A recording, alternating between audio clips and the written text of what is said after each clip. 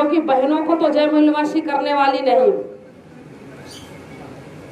इसलिए नहीं करने वाली हूं कि यहाँ पर हमारे जितने भी भाई उपस्थित हुए हैं, कार्यकर्ता बंधु उपस्थित हुए हैं, हमें नहीं लगता है उनके घर में अपनी खुद की बेटी होगी, अपनी बहन होगी, उनकी माँ भी होगी, उनकी पत्नी भी होगी। मुझे ऐसा नहीं लगता है। यानी कि जो काम दुश्मन कर रहा है वही काम हमारे लोग भी कर रहे हैं। जो दुश्मन काम कर रहा है वही हमारे लोग भी कर रहे हैं। बाबा साहब अम्बेडकर ने महिलाओं को प्रतिनिधित्व दिया, उन्हें आगे आने का अवसर दिया,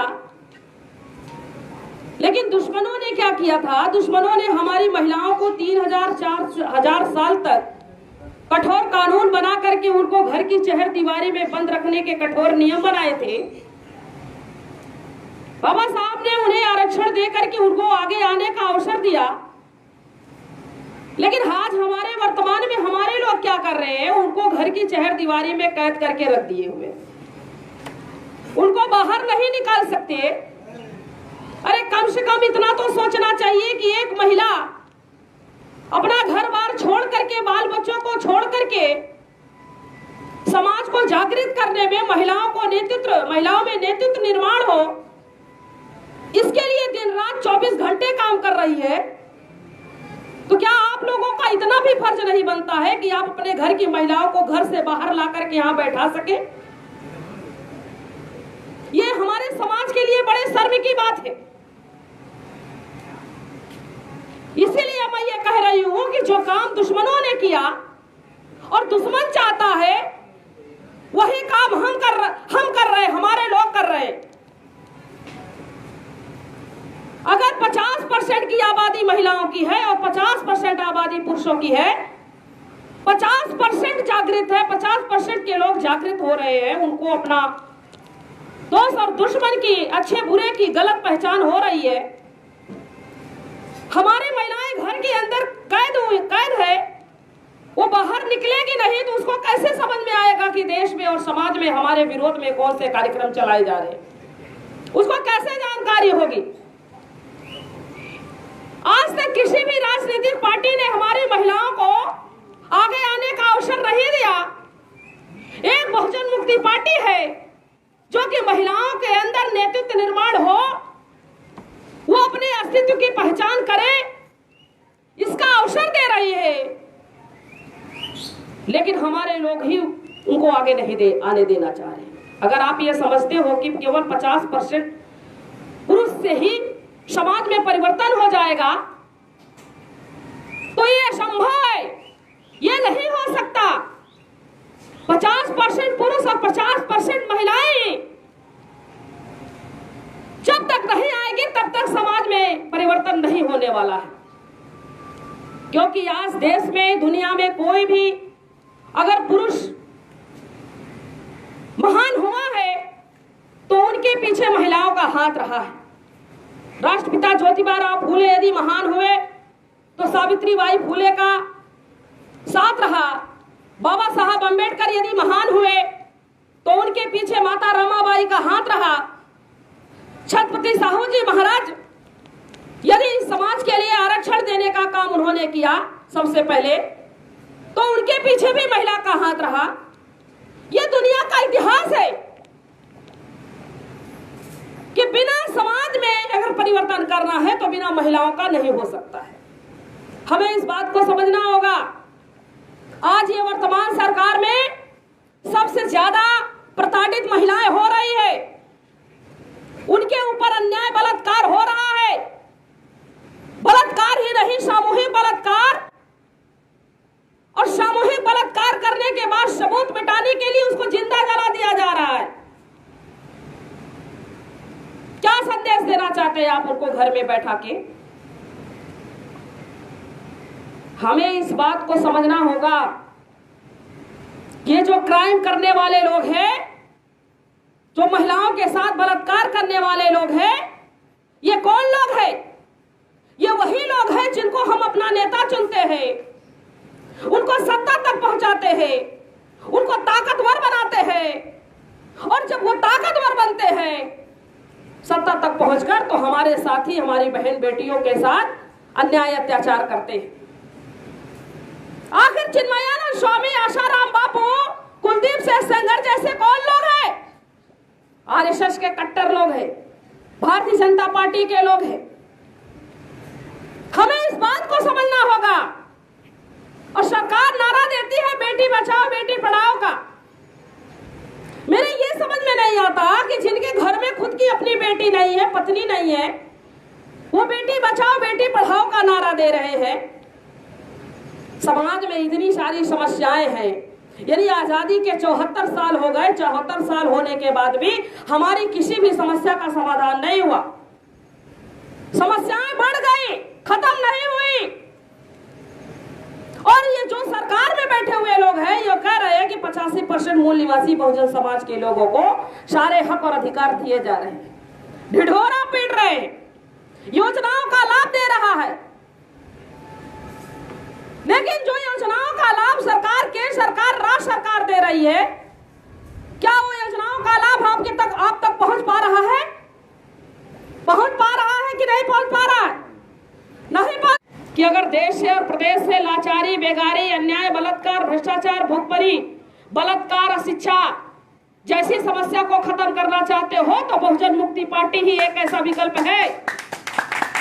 हजारों राजनीतिक पार्टियां हैं, लेकिन कोई भी आपके हक और अधिकार और मान सम्मान की लड़ाई नहीं लड़ रही है।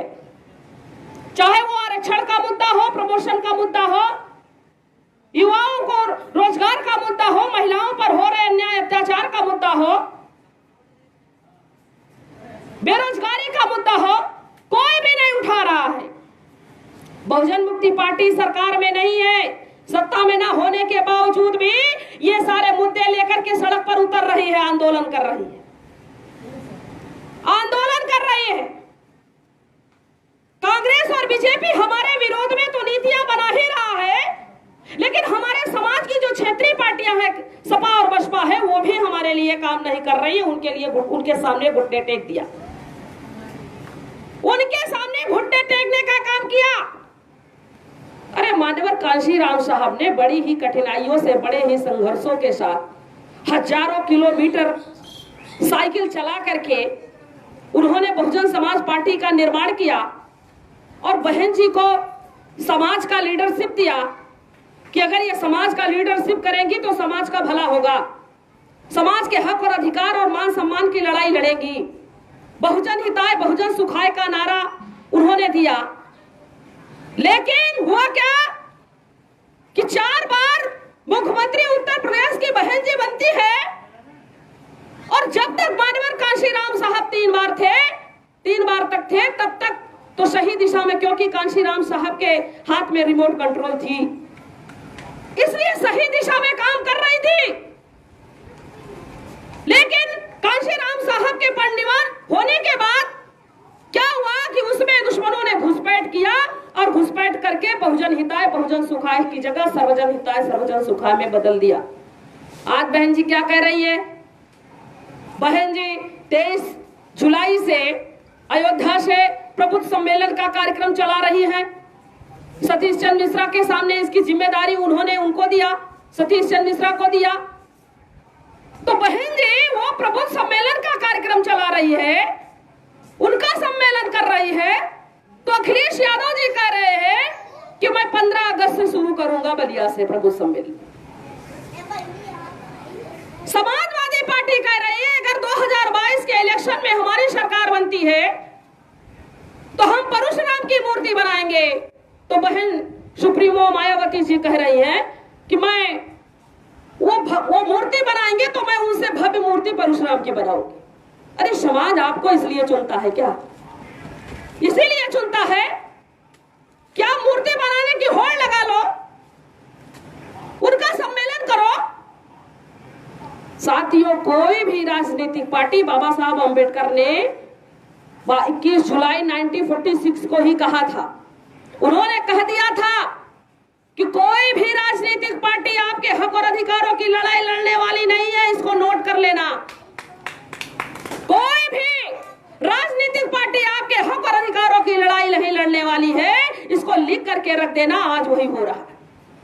कोई बोलने के लिए तैयार नहीं है। मुद्दों की बात उठाना पार्लियामेंट में, विधानसभा में तो दूर की बात है, आपकी चर्चा करना भी इनके लिए गंवारा नहीं है। चर्चा भी नहीं करना चाहते। तो हमें इस बात को समझना होगा। और ज्यादा ना कह करके मैं एक बात कह करके अपनी बात खत्म कर देना चाहती हूं, क्योंकि साहब को देना है, साहब को अवसर देना है बात रखने का। साथियों, मेरी बातों पर विचार कीजिएगा, मंथन कीजिएगा। अगर मेरी बातें आपको सही लगती है, बहुजन मुक्ति पार्टी की बातें सही लगती है, नीतियां बहुजन मुक्ति पार्टी की सही लगती है, तो ही बहुजन मुक्ति पार्टी का साथ दीजिएगा, नखा मत दीजिएगा। क्यों? क्योंकि बहुजन मुक्ति पार्टी किसी का कालर जबरदस्ती नहीं पकड़ती है, लेकिन अपने विचारों से बहुजन मुक्ति पार्टी की नीतियों के जो विचार है, नीतियां हैं, उस पर सोचने के लिए मजबूर कर देती है। आपको सही और गलत का निर्णय लेना होगा। 5 राजनीतिक पार्टी, 5 गुण जिस राजनीतिक पार्टी में होते हैं, वही पार्टी 85% की असली पार्टी हो सकती है। क्या? नंबर 1, पार्टी 85% की होनी चाहिए। पार्टी 85% की होनी चाहिए। नंबर 2, नीचे से ऊपर तक के सारे पदाधिकारी और कार्यकर्ता 85% के होने चाहिए। नंबर 3, नीतियां 85% के लिए होनी चाहिए। जो नीतियां बनाई जाए वो केवल और केवल 85% के ही हित में होना चाहिए।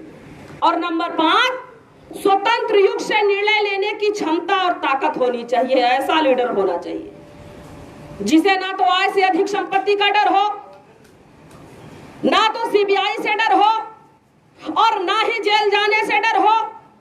ऐसा लीडर चाहिए। समाज का वास्तविक लीडर होना चाहिए, रीडर नहीं होना चाहिए।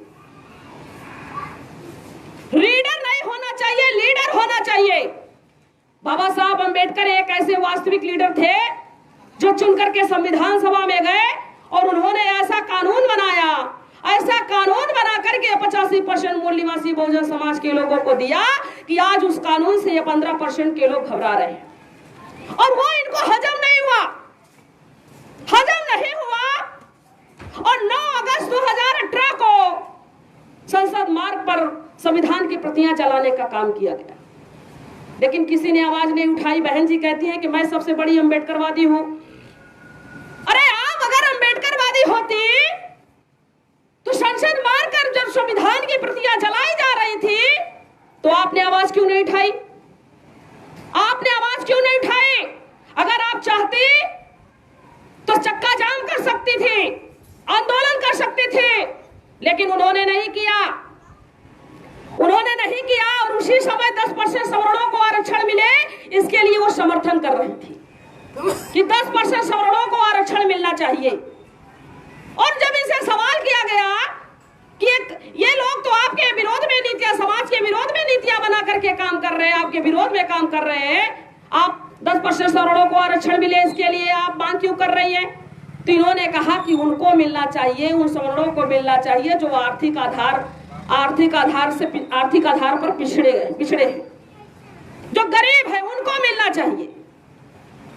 अरे देश में कोई भी शासक वर्ग, कोई भी 3.5% का आदमी क्या भीख मांगता हुआ सड़क पर दिखाई देता है? दिखाई देता है कटोरा लेकर के सड़क पर? नहीं दिखाई देता। कोई उनके साथ कहीं पर छुआछूत, भेदभाव, ऊंच नीच होता है? नहीं होता। अरे ये गरीबी उन्मूलन का कार्यक्रम नहीं है, ये प्रतिनिधित्व का मामला है। यदि भारत में लोकतंत्र है तो प्रतिनिधित्व है, और प्रतिनिधित्व है तो आरक्षण है। आरक्षण तुम्हारे बाप की दी हुई जागीर नहीं है, हमारा मौलिक अधिकार है। हमें इस बात को समझना होगा कि ऐसा हमें वास्तविक लीडर हमारा होना चाहिए। और नंबर 5, समता, स्वतंत्रता, बंधुता और न्याय पर आधारित समाज और राष्ट्र का निर्माण करना उसका मकसद और उद्देश्य होना चाहिए। ये 5 गुण जिस राजनीतिक पार्टी में हो, वही पार्टी 85% की असली पार्टी हो सकती है। अब यहाँ पर हमारे भाई जितने मौजूद हैं, मैं उनसे प्रश्न करना चाहती हूँ कि क्या ये 5 गुण कांग्रेस और बीजेपी में है? नहीं है। तो क्या सपा और बसपा में है? नहीं है, क्योंकि समाज, बहुजन समाज को चलाने वाला रिमोट कंट्रोल किसके हाथ में है? सतीश चंद्र मिश्रा के पास है। समाजवादी पार्टी का रिमोट कंट्रोल किसके पास है? अभिषेक मिश्रा के पास है। अभिषेक मिश्रा के पास है। तो ये 5 गुण उनमें भी नहीं है। तो ये 5 गुण किस राजनीतिक पार्टी में है? ये 5 गुण केवल बहुजन मुक्ति पार्टी में है, केवल बहुजन मुक्ति पार्टी में है। तो हमें आने वाले समय में क्या करना होगा? हमें वास्तविक लीडर चुनना होगा जो हमारे हित की लड़ाई लड़ सके, हमारे मुद्दों को उठा सके। साथियों, आप लोगों को इस बात को समझना होगा और समझ करके सही निर्णय लेना होगा, क्योंकि बाबा साहब अम्बेडकर ने कहा कि मैंने तुम्हारी गुलामी से आजादी दिलाने के लिए एक बहुत बड़ा हथियार दिया है, और वो हथियार है वोट का हथियार। यदि इसको सही जगह इस्तेमाल करते हो तो राजा बनोगे, और गलत जगह करोगे तो भिखारी बनोगे। और हमने क्या किया? हम अनजाने और अनजाने में अपने वोट का इस्तेमाल सही जगह नहीं किया, गलत जगह किया, जिसकी वजह से आज हमारा समाज लाचार, बेगार, मजबूर, भुखमरी का शिकार बना हुआ है। हमें इस बात को समझना होगा, अपने वोट का इस्तेमाल सही जगह करना होगा, बहुजन मुक्ति पार्टी को जन जन तक पहुंचाना होगा, क्योंकि जिस तरह से जन समर्थन पूरे देश में बहुजन मुक्ति पार्टी को मिल रहा है, उससे यह सिद्ध हो रहा है कि 2022 में बहुजन मुक्ति पार्टी की सरकार बनने जा रही है, सरकार बनने जा रही है। और यदि सरकार नहीं बनती है तो विपक्ष में जरूर बैठेगी। तो हमें इस बात को समझ करके बहुजन मुक्ति पार्टी का साथ, सहयोग, श्रम, बुद्धि, पैसा, हुनर, समय लगा करके करना होगा, और आप लोग करेंगे। ऐसी